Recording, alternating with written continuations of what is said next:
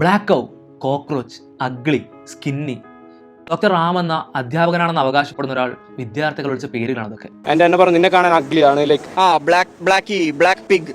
വേറൊരു ഫ്രണ്ടിനെ white cockroach എന്ന് വിളിക്കും. ഒരു പരിധിക്ക് ശേഷം വെളുത്താല് വൈറ്റ് കോക്രോച്ച്, ഒരു പരിധിക്ക് ശേഷം മെലിഞ്ഞാല് ക്യാൻസർ പേഷ്യന്റ്, എൻഡോസൾഫാൻ, ഇതൊക്കെയാണ് അയാൾ പറയുന്നത്. ബ്ലാക്കി, വൈറ്റി, കോക്രോച്ച്, പിന്നെ തിൻ, ലീൻ, ഫാറ്റി, ഇതൊക്കെ പറഞ്ഞ് നമ്മളെ അധിക്ഷേപിച്ചിട്ടുണ്ടായിരുന്നു, ഇൻസൾട്ട് ചെയ്തിട്ടുണ്ടായിരുന്നു. ഇനിയും അനേകം പേരുകൾ, അമ്മക്ക് വിളികൾ, കോളനി വിളികൾ. ഇയാളുടെ കുസൃതി ഇവിടെ ഒന്നും അവസാനിക്കുന്നില്ല. പെൺകുട്ടികളെ ആൺകുട്ടികളെ കൊണ്ട് അടുപ്പിക്കുന്നു, ആൺകുട്ടികളെ പെൺകുട്ടികളെ കൊണ്ട് ചെരുപ്പൂരി അടുപ്പിക്കുന്നു തുടങ്ങി ഒരു സവർണ അധികാര ധാർഷ്ട്യ വിനോദത്തിനുള്ള ഇടമാണ് ഡോക്ടർ റാമിന് അഞ്ചരക്കണ്ടി മെഡിക്കൽ കോളേജ്.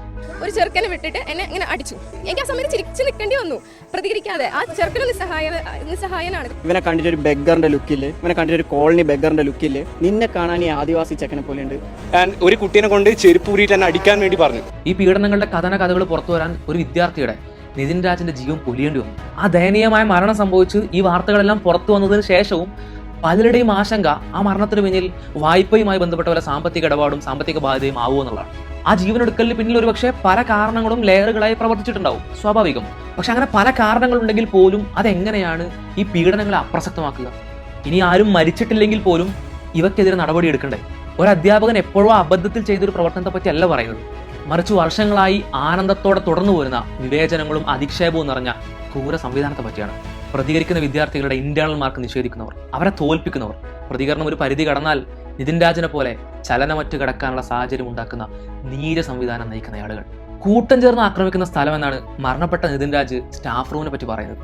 അവിടെ ആ ക്രൂരകൃത്യങ്ങൾക്ക് നേതൃത്വം നൽകിയ ആളുകൾ എത്ര മനസ്സുകളെ മായ്ക്കാനാവാത്ത മുറിവുകളുമായി മടക്കിയിട്ടുണ്ടാവും. ഇങ്ങനെ അതിനിഷ്ഠൂരമായ മറുചോദ്യങ്ങൾക്കിടമില്ലാത്ത അനേകം സംവിധാനങ്ങൾ ഒത്തിരി കോളേജുകളിലും സർവകലാശാലകളിലുമായി ഈ പ്രബുദ്ധ കേരളത്തിൽ നിലനിൽക്കുന്നുണ്ട്. അവയെ തിരുത്താൻ, മാറ്റാൻ ഇനിയും ആത്മഹത്യകൾക്കായി നാം കാത്തിരിക്കരുത്.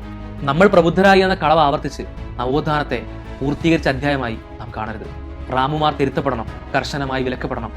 നിതിൻ രാജുമാർ നമ്മുടെ മുന്നിൽ ഇനി ആവർത്തിക്കപ്പെടാതിരിക്കണം. കോടികളുടെ ഇത്തരം നീച മനസ്സിനെ തിരുത്തിയ ഡോക്ടർ ബി ആർ അംബേദ്കറിന്റെ ഈ ജന്മദിനം ഏപ്രിൽ 14 നമുക്ക് ആ മാർഗത്തെ ഓർത്തെടുക്കാനും അത് പുനരാവിഷ്കരിക്കാനും പ്രചോദനമാവണം.